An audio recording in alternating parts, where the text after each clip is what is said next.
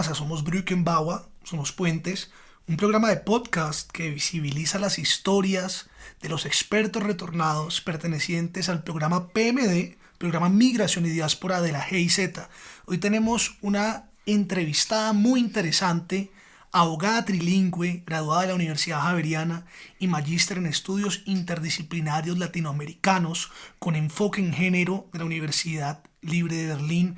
Bárbara Mora, ¿cómo estás? Buenas tardes, bienvenida a Somos Brückenbauer, Somos Puentes. Hola Samuel, hola Camilo, ¿cómo están? Buenas tardes. Muy bien, encantados de tenerte porque tenemos muchas preguntas, queremos conocer acerca obviamente de tu historia, un poco detrás de ese perfil profesional, pero también conocer el perfil profesional y los proyectos que estás realizando y que vienes realizando. Me gustaría comenzar con la pregunta, ¿por qué Alemania? ¿Cuál es la relación de Bárbara con Alemania? Bueno, de hecho eso es algo curioso porque fue un poco al azar. Yo no tenía una relación previa con Alemania antes de ir a estudiar mi máster allá. Yo había ido varias veces a Europa, pero nunca había visitado Alemania, entonces tal vez creo que eso fue lo que me atrajo de ir allá y me fui a vivir sin conocerlo. Tal vez eso fue lo que me atrajo, como este enigmático que era porque no lo conocía. Y porque también era la posibilidad de estudiar con una excelente calidad y a bajo costo, pues si uno se toma el tiempo, digamos, de aprender alemán y de hacer, ¿no? Los estudios allá de maestría salían, eh, pues digamos que era una buena opción y por eso fue que decidí, o sea, fue un poco al azar y pues porque tenía la intención de estudiar en Europa y me pareció, digamos, una buena opción. Habías estado en Europa, pero nunca habías estado en Berlín. Cuéntanos cuáles son esas primeras impresiones o cuál es la impresión de Bárbara de una ciudad como Berlín. Berlín es muy especial, o sea, para mí Berlín sigue siendo como probablemente mi ciudad favorita en el mundo. Eh, Tiene una mezcla, siempre ha sido muy progresista, o sea, no solo actualmente, sino décadas atrás ha sido una ciudad muy progresista, tiene una historia muy rica, entonces es una mezcla de muchas cosas, Berlín. Como ciudad, pues tiene muchas cosas que me gustan a mí, ¿no? Cuerpos de agua, muchas partes verdes, pero sobre todo este tema como de una sociedad más bien progresista, la mezcla, digamos, la unificación de Alemania y ese escenario, digamos, tan particular que tuvo en la división de Alemania del Este y Oeste, pues creo que hace que sea bastante especial como en las formas de pensar de las personas. Poco a poco uno empieza a notar todas esas diferencias y particularidades que tiene Berlín. Te vas a Alemania a hacer un magíster en estudios interdisciplinarios latinoamericanos con enfoque en género. Quiero entender o nos gustaría entender a mí, a Camilo y a la audiencia de qué se trata este enfoque de género. Si es un enfoque género significa, digamos, algo femenino o el género es algo más universal donde se puede expresar la misma diversidad o las diferencias culturales. Bueno, digamos que el género sí tiene, digamos, su origen en los estudios de mujeres y los estudios feministas. Lo que pasa es que se llama género o empieza a llamar género porque quiere denotar dos cosas. Uno, la diferencia entre lo que nosotros entendemos como lo biológico o lo que sería el sexo, digamos macho, hembra, y la construcción social que nosotros tenemos de los roles, de lo que llamamos ahí sí, lo que tú dices, femenino o masculino. Entonces el género trata de notar eso, o sea, es decir, que no es lo mismo ser hembra y macho que esta idea que nosotros tenemos de lo que significa ser una mujer o un hombre. Y además, sobre todo en los años 90, ya empieza a introducirse, digamos, en las reflexiones de, pues no solamente los estudios feministas y de mujeres, pero sí, digamos, la idea o la pregunta por la orientación sexual o por la identidad sexual, que eso también excede, digamos, estas lógicas por las que nosotros habíamos estado, o sea, se había estado mirando el género, que era como esta desigualdad, digamos, entre hombres y mujeres, porque empieza a complejizar, ¿no? Con estos otros factores, cómo es que nosotros construimos eso que llamamos género. Entonces, sí, sí viene de ahí, tiene su origen ahí en los estudios feministas y de mujeres, pero hoy en día digamos que es algo más complejo, como que abarca más temáticas. Y en la Comisión de la Verdad en este momento, ¿qué proyectos estás realizando? Yo comencé apoyando y digamos que planeando conjuntamente una investigación sobre justicia y más precisamente sobre justicia penal militar. em, y la relación, digamos, de la justicia penal militar o sea, hubo un momento histórico donde los militares en Colombia podían juzgar civiles y pues también ha habido casos en que la justicia penal militar ha conocido eh, violaciones de derechos humanos o infracciones de derecho internacional humanitario. Entonces, digamos que la investigación se enfocaba principalmente a estudiar esos dos fenómenos. Pero con el tiempo, pues he tenido cada vez más y más, digamos, otras temáticas que he tenido que ir trabajando en la comisión. Eso también ha sido muy enriquecedor, que pues le da, o sea, digamos, le da a los investigadores la oportunidad de trabajar también con varias temáticas, cada vez se extiende más. He trabajado principalmente en temas de justicia y violaciones, ya como prontamente, digamos, específicamente como trabajando el tema de violaciones de derechos humanos e infracciones de derecho internacional humanitario. Bárbara, ese contexto que te dio los estudios en Alemania, donde también abarcaste, digamos, desde de un plano interdisciplinario, las sociedades latinoamericanas, cuál es el aporte, digamos, metodológico o el aporte de una base conceptual que te ha dado para moverte dentro de una organización como la Comisión para el Esclarecimiento de la Verdad? Ha sido muy importante. Eh, digamos que uno como abogado en derecho no tiene tantas metodologías de investigación. O sea, realmente en derecho lo que más se hace es, bueno, eso se llama como líneas jurisprudenciales, que es revisar, digamos, sentencias y ver cómo se van fallando y digamos que hay como unas metodologías para eso. Entonces ha sido muy interesante, creo que fue muy importante, digamos, tener ese conocimiento o ese bagaje o esos estudios ya como en el campo de las ciencias sociales, porque sí te da, digamos, otra metodología también otras formas. La realidad social, ¿no? O sea, digamos, las normas son muy importantes, o sea, las normas, las sentencias, digamos, todo lo relacionado con derechos sí son un reflejo de la sociedad, pero a la vez cuando uno está estudiando unos temas tan complejos como lo es el conflicto armado, que estamos hablando de voces, ¿no? Historias de vida, o sea, que estamos hablando de a veces cosas que exceden pues ese foco del derecho, ¿no? Y creo que eso sí me ha permitido mucho no solamente acercarme analíticamente más profundamente a estas historias, sino también incluso desde un lugar más empático, ¿no? ¿Cuál es tu curiosidad o interés intelectual detrás de investigar los discursos de género en el marco del proceso de la incorporación de las mujeres a las fuerzas militares colombianas, que lo plasmaste en tu tesis? Bueno, eso empezó justamente porque yo volví a Colombia y empecé a trabajar, digamos que mi foco de investigación tenía que ver con lo militar, ¿no? Que era la justicia penal militar.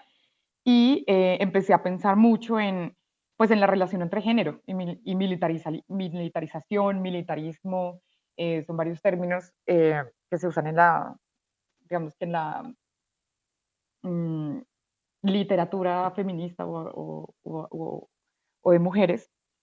Y me hice esa pregunta por Colombia, ¿no? O sea, primero o sea, empecé por ver cómo había sido, digamos, ese proceso de incorporación de mujeres en Colombia, pero además como que reflejaba, digamos, como, digamos, hoy en día uno puede ver más o menos el estatus y en papel tú puedes mostrar, bueno, hay cierta cantidad de mujeres, se han hecho tales programas, pero eso es solamente a veces un papel porque no alcanza a mostrar las dinámicas que realmente se dan dentro de una estructura o dentro de una institución. Entonces, por eso me quise enfocar más en los discursos y además porque básicamente las instituciones militares en Colombia y en el mundo tienen una característica y es que son muy herméticas. O sea, tú normalmente para poder tener contacto y para hacer investigación con ellos tienes que empezar a crear unos lazos, digamos que es más difícil encontrar, digamos, esas fuentes directas para hablar con las personas, sobre todo estos temas de género que pueden ser complicaditos. Entonces, también teniendo en cuenta la disponibilidad, digamos, de fuentes con las que podía trabajar, decidí enfocarme en más hacer como esos análisis de discurso. ¿Cuál ha sido el rol, digamos, del PMD en acompañar este proyecto que has tenido? Bueno, pues para mí, o sea, realmente todo. O sea, yo básicamente empecé a trabajar en la comisión primero haciendo una práctica. A mí me llegó, fue una posibilidad de hacer una práctica eh, por 5 meses. Y después de esos 5 meses fue que más o menos como que ofrecieron como seguir ahí. Y entonces ya ahí fue cuando tomé la decisión pues de volver, ¿no? Como retornada con el beneficio del programa. Pero fue básicamente como empezó todo. Ahorita quiero hacerte una pregunta, Bárbara, que tiene que ver un poquito más con la visión del feminismo en Colombia. Me gustaría preguntarse si hay alguna característica que define el feminismo colombiano. Bueno, lo que pasa es que hoy en día, digamos que bajo esa sombrilla que se llama feminismo hay cualquier cosa, ¿no? Incluso posturas que dentro de ciertos feminismos se ven como antifeministas. Ujú. Un ejemplo muy claro, por ejemplo, lo que pasó hace poquito con el tema de la despenalización del aborto, ¿no? Que incluso, digamos, mujeres que se pueden también autollamar feministas, podrían, digamos, no aportar, apoyar, digamos, este tipo de causas. Entonces creo que es complicado, ¿no? Porque es pensar que el feminismo es como un movimiento así unisono, que no tiene contradicciones, que no tiene pugnas, y pues realmente el feminismo es, o sea, un poco cualquier cosa, ¿sí me entiendes? Como que dentro de esa gran categoría cabe todo. Lo mismo como un término como puede ser la democracia, ¿sí me hago entender? Al final Sí. tiene diferentes interpretaciones y alcances que pueden ser contradictorios muchas veces. ¿Cuáles son esas estrategias, Bárbara, para hacerle entender a la gente del común que de pronto no tiene todo el bagaje de la abogacía o del derecho o de la ciencia política o de las relaciones internacionales, para comprender la importancia de verdad de que exista una comisión de la verdad que, que lejos de tener un carácter necesariamente punitivo, abre más el espectro del diálogo, de la comprensión, del conflicto? ¿Cuáles son esas estrategias que se siguen desde ahí para que los demás, la gente del común, podamos entender la importancia de esta comisión? Pues la verdad es un tema muy difícil, que incluso en lo personal todavía tengo esas dificultades, ¿no? Por lo que yo les decía, o sea, este tema del conflicto, el conflicto nos ha atravesado a todos. O sea, lo que más me ha impresionado de trabajar acá en la comisión es que el conflicto, sí podría haber como un común denominador de lo colombiano, es el conflicto. Todos tenemos una historia relacionada, más cercana o más lejana con el conflicto. Entonces, hay un tema emocional muy, muy fuerte. Las estrategias, pues, entre esas dentro de la comisión, es todo, digamos que ahorita que estamos terminando el informe final, va a haber unos meses para hacer justamente pedagogía del informe final, disculpen, y a través de medios sociales, no sé si de pronto ustedes ya han visto, ya nosotros, pues todos los encuentros de la verdad están en YouTube para que la gente vea, hable ahí, entienda, como que se interese por estos temas. También hay canales como Instagram que he estado viendo que utilizan este formato un poco de, ¿cómo es que lo llaman? Me imagino como que Instagramers y bueno, como este formato de sí, de social media que se está usando hoy en día para acercar un poco a la gente, ¿no? O sea, creo que son las estrategias, sobre todo como ya de lo que sería, es que no sé si se llama marketing o de publicidad, pero también es una cierta pedagogía que también se hace desde la comisión. Volviendo un poquito atrás sobre el rol de la mujer, la importancia de lo que están haciendo las mujeres hoy en cuanto al camino hacia la paz. Sí, normalmente o sea, es impresionante por el sector de acá de derechos humanos, la misma composición de la comisión, hay mucha presencia de mujeres. Eh, y en general, digamos que hay un activismo muy fuerte de las mujeres en Colombia por temas de paz, por temas incluso de cuidados. Acá hay, digamos, unas etnografías muy interesantes sobre como esos activismos específicos como de cuidar, digamos, también ciertos lugares, ciertos ríos, ciertas cosas. En general es, sí, digamos, como un activismo fuerte, que es lo importante, que pues sigan eh, permitiéndose esos espacios, o sea, que se sigan permitiendo esos espacios, que el enfoque siga estando presente para entender, pues, cómo es que el conflicto definitivamente afectó de forma diferente a hombres y mujeres y a lo que está en el medio. ¿Cuáles son las claves para garantizar estos roles que se dan desde la mujer o desde personas LGTBI? ¿Cuáles son estas claves para poder garantizar esa seguridad en las personas que están trabajando para la paz? O sea, yo creería, bueno, primero, creo que lo importante ahí es tener en cuenta que en temas de guerra no es que las mujeres, o sea, siempre se dice, no, las mujeres son las más víctimas. Y no es tanto de un más o de un menos que los hombres, sino que las mujeres sufren un tipo de violencias diferenciales a las que tienden a sufrir los hombres.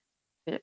Digamos, los hombres, como por ser mayoritariamente quienes son circunscritos o llevados a servicio militar obligatorio, o son los que hacen parte de las fuerzas militares o de grupos guerrilleros, y eso con la excepción acá, digamos, de las FARC, que alcanzó a tener, digamos que gran paridad, o sea, se dicen cifras que hubo una participación de 40% de mujeres en las FARC. Entonces, eso visibiliza otras cosas, ¿no? Digamos, de estos discursos a veces como monolíticos que uno tiende a decir entre diferencias entre hombres y mujeres. Entonces, digamos que los hombres normalmente sufren un tipo de violencias, digamos, son más víctimas, por ejemplo, de homicidios. Pero, por ejemplo, las mujeres o el tipo de violencia que las mujeres sufren son también más especiales porque tienden a ser más víctimas, por ejemplo, de violencia sexual. Y entender eso, ¿sí me entiendes? Entender eso, ¿por qué? Y la pregunta es, a todos nos parece obvio, ¿no? Que una mujer tiene más probabilidad de ser víctima, digamos, de un acceso carnal violento o de un abuso sexual. Pero entender por qué es que nos parece obvio, o sea, qué es lo que viene del rol y qué es lo que viene de nuestra sociedad y de nuestra estructura para que eso sea así, es justamente lo que va a ayudar a que o sea, poner de frente el género, ¿sí? Poner de frente el análisis, poner en frente, digamos, el análisis feminista o el análisis de género, es lo que permite justamente que estos activismos, digamos, que estas investigaciones, que estas cosas funcionen, ¿sí? Porque es visibilizar que aunque hay conflicto, no a todos nos pega igual y que las mujeres sufren unas violencias muy especiales. Qué interesante, Bárbara. Sabemos que existen unos nodos en Alemania que también trabajan de la mano de la Comisión de la Verdad.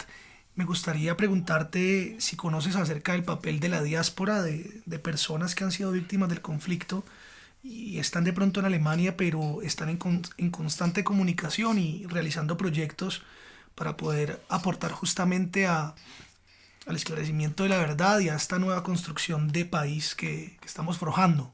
Bueno, yo no conozco en detalle cómo funciona, digamos, los lazos con las diásporas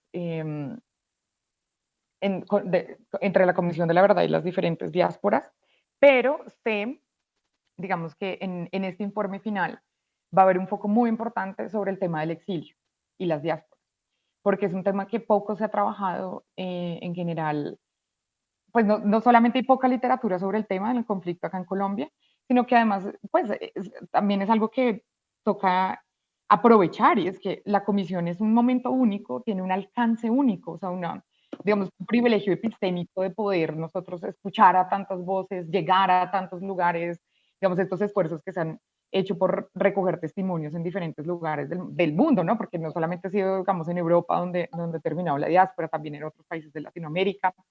Entonces, ese esfuerzo de recoger tantos testimonios, no solamente en Colombia, sino con las personas que, pues, lastimosamente tuvieron que salir del país huyendo del conflicto, pues sí va a ser, por así decirlo, una contribución muy novedosa del informe que se va a presentar este año. Bárbara, trabajando dentro de este organismo donde se tienen que escuchar tantas historias y indudablemente en algún momento uno se puede llegar a sorprender por lo que encuentra, me gustaría saber si existe de tu parte algún tipo de esperanza para que en verdad en el país podamos llegar alguna vez a tener una paz duradera, o de otro lado podrías llegar a pensar que estos procesos son demasiado complejos y que nos lleva mucho tiempo para poder solucionar lo que nos viene pasando. Yo estoy completamente esperanzada, o sea, yo estoy convencida de que hay esperanza. Eh, bueno, también soy millennial, ¿no? Entonces nosotros como que crecimos con esa convicción de que este mundo se va a cambiar, y pues por eso creo que, digamos que mi trabajo ha sido muy importante para mí en ese sentido, ¿no? Y es canalizar, digamos, estas esperanzas o estos dolores también que no he tenido ahí antes por el país, en pensar que sí es posible y empezar a ser país, ¿no? Y esa es la apuesta también pues justamente del programa de GIZ, y es apoyar como a quienes creemos realmente que sí hay forma. Y yo creo que con Colombia pasa algo. Yo siempre digo que Colombia es como un país muy adolescente, y es que nosotros pues somos una democracia relativamente, sí, adolescente, o sea, no son tan viejas como las de Europa, pero pues tampoco son de hace de 50 años como las de África, ¿no? Entonces, creo que a veces nos falta a nosotros tener un poco esa paciencia, ¿no? Vernos un poco más en esa reflexión del tiempo y decir, bueno, que, o sea, no somos tampoco el único país que ha tenido un conflicto armado interno. Sí es complejo, sí es difícil, sí es todas estas cosas, pero no somos el único, tampoco somos tan especiales como a veces queremos creernos. Y podemos salir de esta, ¿no? O sea, como nos falta tiempo, nos falta entendernos, nos falta poner, digamos que unos acuerdos mínimos sobre cómo vamos a entender la democracia. ¿Sí? Nos faltan más acuerdos mínimos, ¿no? Los hemos construido a punta de, digamos, violencia política, justamente esa creo que es una de las raíces del conflicto. Pero yo sí creo, yo sí tengo esperanza. Si no, no estaría trabajando en esto. Bárbara, ¿cómo hace justamente para mantener la esperanza?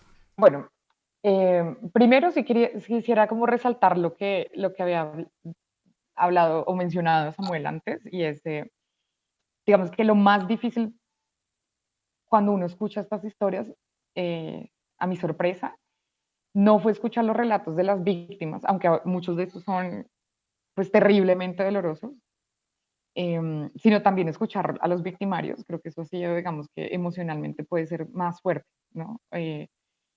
No más, es que comparativamente suena feo, ¿no? Pero digamos que sí da como cierta impresión, ¿no? Porque es como entender o sea, el por qué, ¿no? Como esas preguntas que uno tanto se hace sobre la naturaleza del mal o sobre, sí, sobre las convicciones, las ideologías y por qué nos hacemos este daño, ¿no? Que es la pregunta que nos hacemos acá en Colombia tanto.